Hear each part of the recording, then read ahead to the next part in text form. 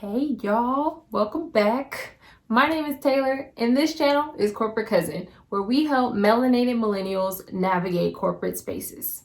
Today's topic is going from surviving to thriving as an introvert in a corporate space. So it's very easy to write yourself off if you are an introvert in a corporate space or a company that's very social and think, that's just not for me, that's not my lane.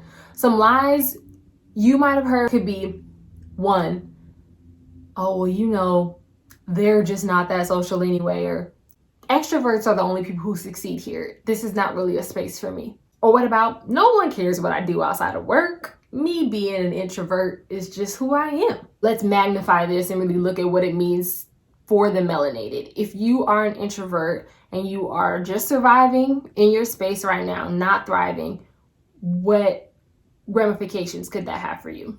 It could show up in your performance reviews. Oh, well, he's just not social enough, or you're not a good culture fit. Those are not things you want to hear in a performance review, because these are things you can control. That is someone's perception, again, very subjective. But if you follow the steps, you can control the narrative. No, you can't control people, but you do have some of the power. Before we get into the 4 P's of how I think you as an introvert or maybe an ambivert can transition from just surviving to thriving, I want to get into some more general learnings that I think could help you. So there are 4 learnings that have helped me.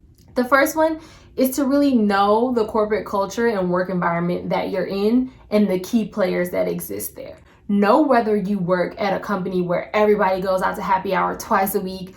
Know that that's what this type of company is before you get started there, hopefully, and before you take a job. But even if you're just starting or you've been there for a while, you really need to be aware of your environment, your workspace, and the key players in that environment and what matters to them. Whether it's your manager, a client, know who your people are, and then from there, make your plan about how you're going to engage in that space.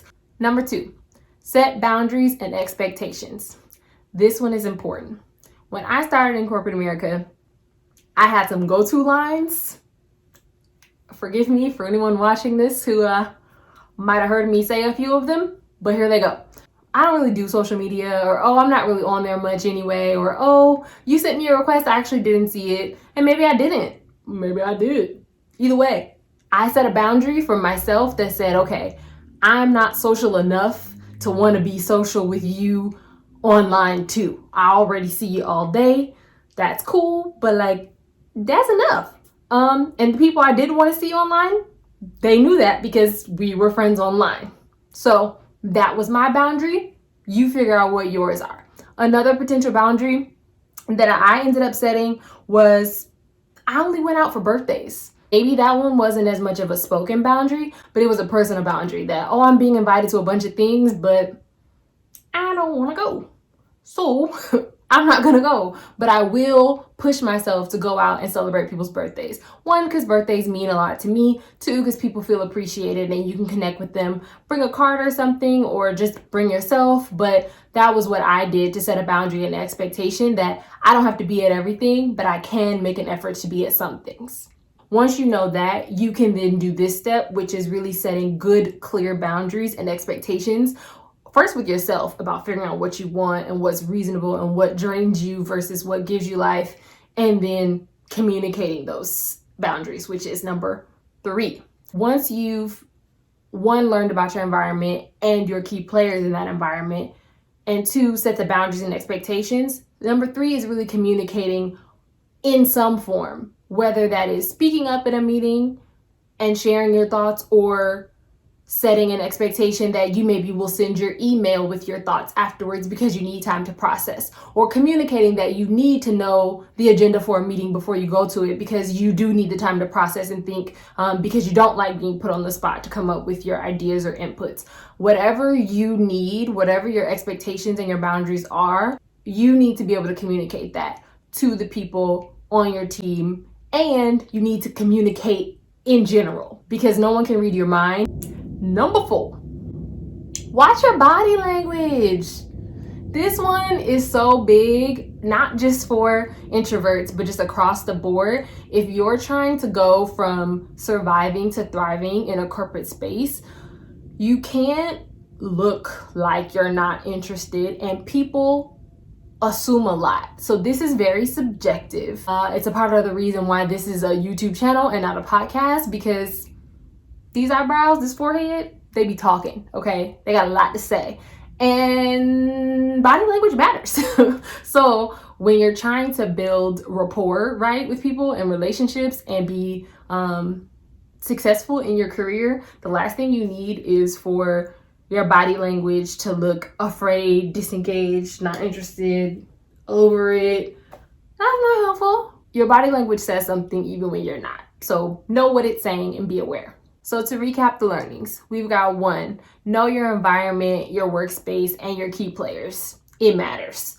Once you know them, move on to number 2, which is really just setting your boundaries and your expectations.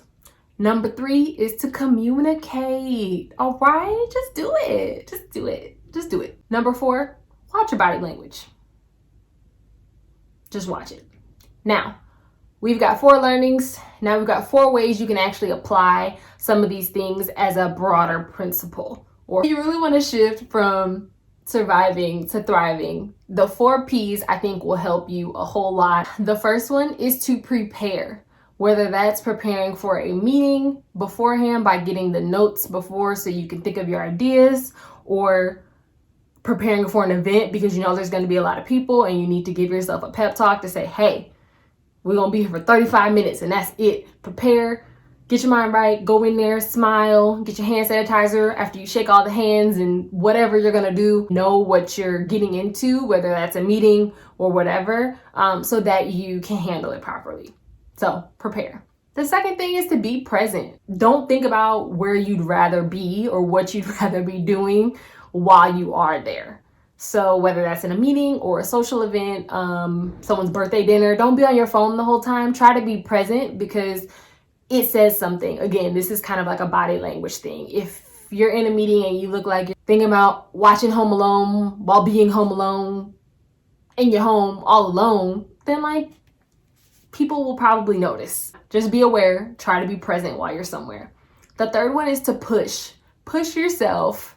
This might sound like a challenge, but there are things that you won't want to do, and the less you do them, the less you'll want to do them. So sometimes you have to push yourself to do the thing that maybe as an introvert, you're like, I don't want to do that. Just push it. Maybe not all the time, right? You don't want to put yourself into shakes in the corner, but push yourself to do something that is outside of your comfort zone and you'll be surprised. The last one, number 4, practice. Practice makes perfect. Y'all don't need to hear me say this, you know it. But as an introvert, practicing doing things that are a little uncomfortable and even practicing what you might say in a meeting, and something that you can also try is if there's someone that you work with or a friend or family member that you have that's good at doing whatever it is you need to practice, talk to them and say, hey, I think you're really great at this. Can you tell me how you got that way? Or can you give me some tips? Or I just want to practice with you and you tell me how you think I'm doing. But that will help you feel less awkward in some situations that might always be awkward, but at least you will be prepared for whatever that is because you've practiced. So our 4 things are to prepare, present, push, practice. Those are the 4. These are the breaks. Are those the words? Doesn't matter. So tell me, are you an introvert? Are you an extrovert? Are you an ambivert like me? Do you think I made ambivert up? Tell me what you think. Whatever that is, I would love to hear. Let me know if you've tried any of these tips down in the comments. I'd be very curious to hear how they went for you. Or if you tried something else that I didn't mention, let me know that too. And if you have questions, I got you. Leave them down below. Before you leave, make sure you subscribe. If you're not already subscribed, make sure you like this video and follow us. Us is me. Follow me. Follow me over at Corporate Cousin on Instagram and Facebook And obviously subscribe to this channel. If you would like more content, I would love to give it to you. But for now, I will see you in the next one. Take care.